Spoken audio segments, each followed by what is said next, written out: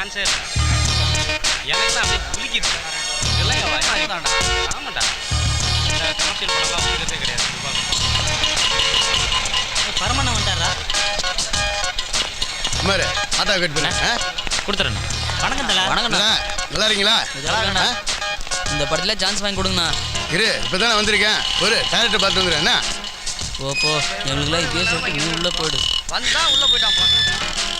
அண்ணே பரமண்ணே ஆல்பம் வச்சிரு டேரக்டர் பார்த்து வந்துடுறேன். போய் பின்னாடி போய் நில்லையா? கூட வந்தேன் சார். இங்கே போ, ஒவ்வொருத்தராக பார்த்த பிறகு பார்த்துக்கலாம். பின்னாடி போ. இவ்வளோ பேர் இங்கே நிற்கிறோம்ல, துரு அங்கே போய் நிற்கிறேன். பின்னாடி வா. ஃப்ரெண்டு பரமண்ணே கூட வந்தேன். உங்களுக்கு தெரியல, நாங்கள் பார்த்தோம். நீ கிளம்பு. கிளம்பியா? பின்னல் பரமண்ணா எனக்கு சான்ஸ் வாங்கி தரேன்னு சொல்லியிருக்கு. ட்ரை பண்ண ஆரம்பிச்சிருக்கோ? ஹலோ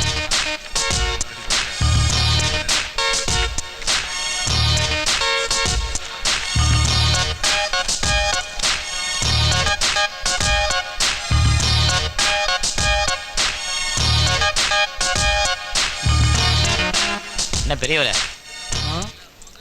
இது யூத்து படமாவில் இருக்கும். நீங்கள் வந்து நிற்கிறீங்க, உங்களுக்கு இங்கே சான்ஸ் கிடைக்க போகுது. நானும் ஒன்னாட்டம் யூத்தாக இருக்கும்போது எம்ஜிஆர் மாதிரி ஆகணும், சிவாஜி மாதிரி ஆகணும் வந்தவன் தான்.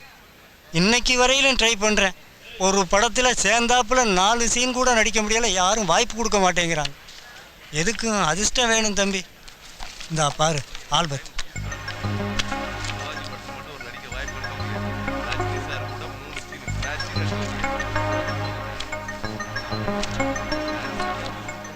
ஆச்சரியமா இருக்கா? அதுதான் சினிமா. இங்கே அவர் மாதிரி ஆகணும் இவர் மாதிரி ஆகணும்னு வந்து எவர் மாதிரியும் ஆக முடியாமல் கடைசியாக ஜூனியர் ஆர்டிஸ்டாக ஆகி கூட்டத்தோட கூட்டமாக நின்று கிடைக்கிற காசில் கஞ்சி குடிச்சிக்கிட்டு இருக்கோம். அது சரி, நீ ரஜினி மாதிரி ஆகலாம்னு நினச்சி வந்தியா, கமல் மாதிரி ஆகணும்னு நினச்சி வந்தியாப்பா? எங்கேயாவது வேலை பார்க்குறியா தம்பி? போ, முதல்ல போய் ஒரு வேலை தேடிக்க. சாப்பாட்டுக்கு வழி பண்ணிக்கிட்டு அதுக்கப்புறம் சினிமாவுக்கு சான்ஸ் தேடு. சான்ஸ் கிடைச்சா நடி. உனக்கு நேரம் ஒர்க் அவுட் ஆச்சுன்னா பிக்கப் பண்ணிக்க. ஆனால் தம்பி, இதையே முழுசாக நம்பாத. ஏன்னா சினிமாங்கிறது ஒரு மாய உலகம். இதை நம்பினவங்களையெல்லாம் நட்டாட்டில் கவுத்துவிடும். இங்கே வாரவனுக்கெல்லாம் வார வழி தெரியுதே தவிர போகிற வழி தெரியலை. வேறு வழி தெரியாமல் இங்கேயே சுற்றி அலைஞ்சிக்கிட்டு இருக்கோம். அதனால் பெற்றவங்களையும் பார்க்க முடியாமல், குடும்பத்தையும் காப்பாற்ற முடியாமல், ஏன் தன்னைத்தானே காப்பாற்ற முடியாமல் நாங்கள்லாம் சின்ன பின்னமாகி போயிட்டோம். இங்கே வாரவங்கெல்லாம் ஜெயிச்சிருக்காங்களே சில பேர், அவங்கள மட்டும்தான் பார்த்து வராங்களே தவிர இங்கே வந்து தோற்று போய் வாழ்க்கையே தொலைச்சிட்டு போனாங்களே லட்சக்கணக்கான பேருக்கு மேலே, அவங்கள யாருக்குமே தெரியலை. அப்பெல்லாம் எனக்கு எடுத்து சொல்கிறதுக்கு யாரும் இல்லை தம்பி. அதனால் தெரியலை. இப்போ அனுபவத்தில் நானே புரிஞ்சுக்கிட்டு அந்த அனுபவத்தை வச்சு சொல்கிறேன். முதல்ல போய் ஒரு வேலை தேடி உன்னை காப்பாற்றிக்க. அதுதான் உனக்கு நல்லது. எனக்கெல்லாம் இந்த வயசில் என்ன வேஷம் கிடைக்க போகுது? நான் வாரேன் தம்பி. வெயிலில் நிற்க முடியல.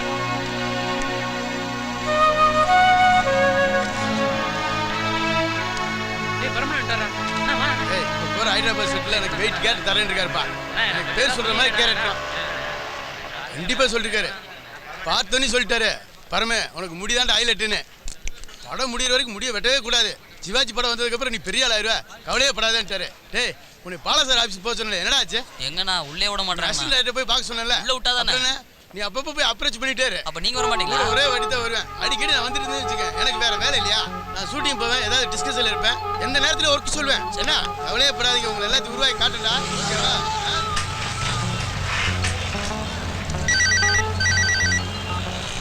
ஹலோ அண்ணா, முருகன் பேசுறேண்ணா. சொல்லு முருகா. அண்ணா அம்மாவுக்கு திடீர்னு காலையில் நெஞ்சு வலி வந்து மயக்கம் போட்டு கீழே விழுந்துருச்சுண்ணா. என்னடா என்ன சாத்தாவுக்கு? மயக்கம் போட்டுருச்சு, ஹாஸ்பிட்டலுக்கு கூட்டிட்டு போனோம். இங்கெல்லாம் பார்க்க முடியாது, நீ மெட்ராஸ் கூட்டிட்டு போன்னு சொல்லிட்டாங்கண்ணா. ஐயோ, எப்படா? இன்னைக்கு காத்தால 7 மணிக்கு. அப்பா அங்க அம்மா கூட தான் இருக்குது. எல்லாரும் அழுகுறாங்கண்ணா, தம்பி அழுகுறாங்க, பயமா இருக்குது. இப்போ எந்த ஹாஸ்பிட்டல் இருக்காங்கடா? அப்படியா?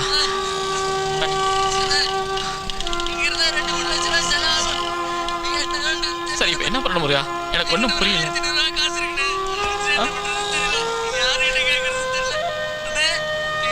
சரி முருகா, நீ ஒன்று பண்ணு.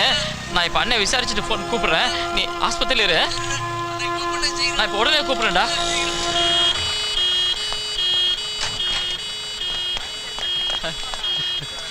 அப்பா தம்பி இல்லப்பா, அப்பா ஒண்ணும் இல்ல. அப்பா ஆத்தாவை பாருப்பா.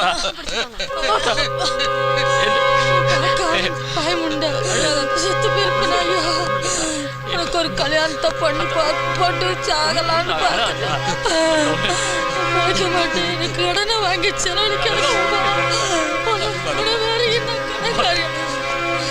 கடங்காரியா ஆக்கிட்டு சாவன.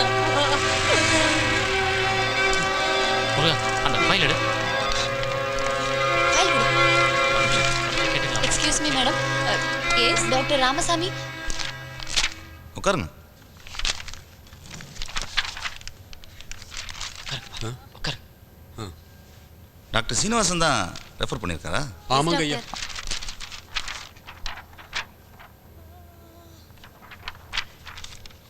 ஆஞ்சியோகிராம் பண்ணிவிட்டு சிஏபிஜி ஆப்ரேஷன் பண்ணிடலாம். ஆப்ரேஷன் செலவு, ஹாஸ்பிட்டல் செலவு எல்லாம் சேர்த்து ஒரு 1.5 லட்ச ரூபா செலவாகும். டாக்டர் சீனிவாசன் சொன்னதுனால தான் இந்த அளவுக்கு கம்மியாக பண்ணுறோம். பணத்தை ரெடி பண்ணுங்க, உடனே ஆப்ரேஷன் பண்ணிடலாம். சரி சரி, முடிஞ்ச வரைக்கும் கொண்டு வச்சுப்பா.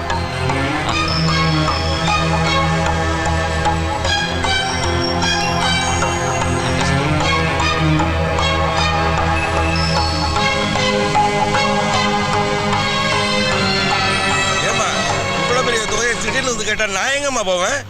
உங்கள் அப்பா என்ன கலெக்டரா? நான் ஒரு கார்பரேஷன் டிரைவர் தானேம்மா. லோன்லாம் போடுறதுன்னா அது பெரிய ப்ரொசீஜர்மா. அது ரொம்ப நாள் ஆகும். ஏதோ என்னால் முடிஞ்சதை பெரட்டி தரேன். நானே இப்போ தாண்டா அந்த வண்டிக்கு அட்வான்ஸ் கொடுத்துருக்குறேன். இன்னும் அடுத்த வாரம் 20,000 கொடுத்தாகணும். நான் கையில் இருந்த காசெல்லாம் போட்டு எல்லாம் பண்ணியாச்சு. என்னால் முடிஞ்சது ஒரு 5,000 10,000 தரேன்டா. அதுக்கு மேலே நான் நம்பாத. பணமா? அட ஏப்பா பணம் இல்லைப்பா. நானே ஒரு மாதம் ஆச்சு ஷூட்டிங் போய் பணம் ஏதுப்பா. நான் வேணா எங்கள் வீட்டுக்காரர்கிட்ட கேட்குறேன். கேட்டு பார்த்துட்டு சொல்கிறேன். ஒரு 2 ரூபா 3 ரூபான்னா தேரும். சரி சரி, நான் ஒன்று பண்ணுறேன். நான் என் ஃப்ரெண்ட்ஸ்லாம் கேட்டு வாங்கிட்டு நான் எடுத்துகிட்டு வரேன். எந்த ஆஸ்பத்திரி? 50,000 அட்வான்ஸாக எப்படிமா கொடுக்க முடியும்? சாரி,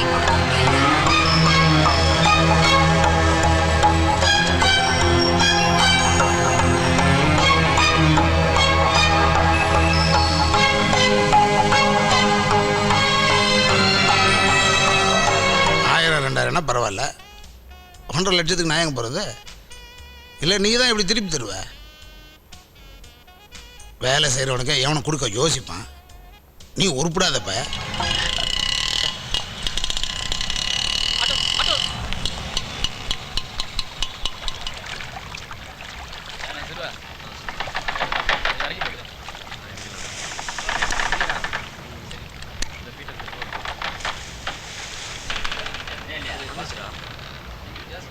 நீ இந்த இந்தியாவோட பிரஜை, சாதாரண ஏழை குடும்பத்தில் பிறந்தவன்.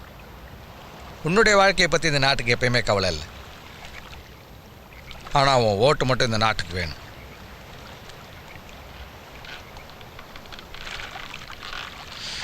ஜனங்க ஓட்டு போடாமல் அரசியல் பண்ணலான்னு நிலைமை வந்துருச்சுன்னா ஏழைங்களை பூரா எப்போவோ சாவடிச்சு அவங்க மனுஷக்கறியை டேஸ்ட் பார்க்க ஆரம்பிச்சிருப்பாங்க இந்த பணக்காரன். God's grace. உங்கள் அம்மா உயிருக்கு போராடுறாங்க. உனக்கு 1.5 லட்சம் தேவைப்படுது. எங்கே போவ? இல்லை ஓவர் நைட்டில் எப்படி சம்பாதிப்ப? ஒன்றை மாதிரி தான் லட்சக்கணக்கான குடும்பங்கள் இயக்கங்களோடையும் போராட்டங்களோடையும் வாழுது. இப்படித்தான் வாழணும்னு யோசித்தவன் போராடி முடியாமல் கனவுகளோடையும் ஆசைகளோடையும் அப்படியே சாவுறான்.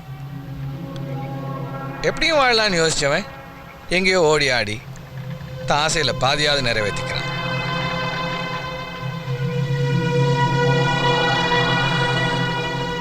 நூறு பேருக்கு நல்லதுன்னா ஒரு கொலை தப்பு இல்லை. இது ஏன் பாலிசி?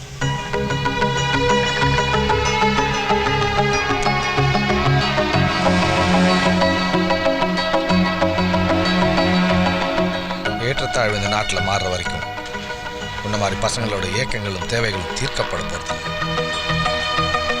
இன்னைக்கு வாழ்க்கைக்கு எது சரின்னு படுதோ அதை முடிவெடு. புத்திசாலித்தனம் தான் இங்கே எல்லாத்தையும் ஆளுது. பாவம் புண்ணியம் சரி தப்பு இதெல்லாம் இல்லை. நாம வாழணும், அவ்வளோதான். உங்க அம்மாவோட உயிர் காப்பாற்றுறது என்னோட பொறுப்பு. நீ எனக்கு கடைசி வரைக்கும் சின்சியரா இருப்பியா? இருப்பேன் சார். எனக்கு பிடிக்கல. நீ ஆரஸ்ட் போய் அந்த வேலை பார்க்க போறேன்னு சொல்றது எனக்கு பயமா இருக்கு குமார். இன்னைக்கு ஆபரேஷனுக்கு பணம் கிடைக்கலன்றதுக்காக அந்த ஆள்கிட்ட போய் மாட்டிட்டா என் வாழ்க்கை என்னன்னு நினைச்சு பாத்தியா? அந்த வேலையில போய் மாட்டிட்டு ஏதாவது போலீஸ் கேஸ்னு வந்தா என் நிலைமைய கொஞ்சம் யோசிடா. எங்க அப்பா கிட்ட எப்படி பேசுவேன்? நாளைக்கு உருவாக்குற நம்ம வாழ்க்கையோட இன்னைக்கு உயிருக்கு போராடி இருக்க எங்க அம்மா தான் என் கண்ணுக்கு தர்றாங்க. அப்ப நான் என்னை பத்தி கவலை இல்லை உனக்கு? புரியாம பேசாத மகி. எத்தனை பேர்ட்ட ட்ரை பண்ணியாச்சு? எவன் கொடுத்தான் பணம்? இங்க எல்லாருக்கும் அவன் பிரச்சனை. அடுத்தவங்க இதை பத்தி கவலைப்படுறதுக்கு யாருக்கு நேரம் இல்லை. ஏன் உங்க அப்பா வேலை கொடுத்தாரு 10,000 ரூபா. அவரால் அவ்வளவுதான் முடியும். மொத்தமா கிடைச்ச 30,000 வச்சுக்கிட்டு எங்க அம்மா செத்து போனோம்னா அடக்கமான செலவழிக்கலாம். ஒருத்தர் தான் உயிரை காப்பாற்ற பணம் தரேன்றார். அப்படி தரேன்றதுக்காக என்ன வேணாலும் செய்யலாம். நம்ம நாளைக்கு நம்ம ஒண்ணு சேரணுன்றதுக்காக இன்னைக்கு எங்க அம்மா உயிர் போனா பரவாயில்லன்னு சொல்றியா? சொல்லு மகி.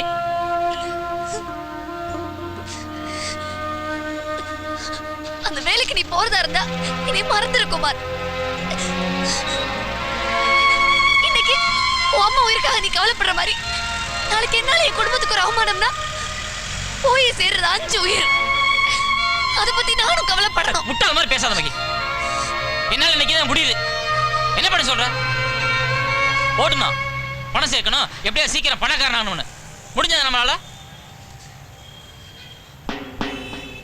இந்த சினிமாவில் நடிக்கிற அளவெல்லாம் நம்மளால முடியாது. 6 மாசம் போனதான் மிச்சம். ஒரு முன்னேற்றம் இல்லை. இன்னைக்கு அவசரம்ன்றப்போ எப்படியா பணம் கிடைச்சாலும் ஓடுறேன். பணத்தை தேடி தேடி ஓடிட்டு இருக்கேன் காலையில இருந்து. கண்ணுக்கு தெரியல, கைக்கு எட்டல.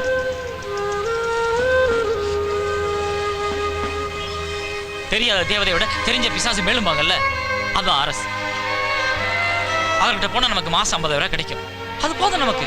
அது எனக்கு பிரச்சனை இல்ல.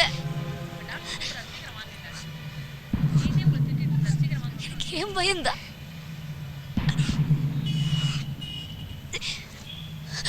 ஆர்எஸ் கிட்ட இருந்து பணம் வாங்க வேண்டாம். அப்ப நீ 1 லட்சம் ரூபாய் குடுறி, நான் போகல.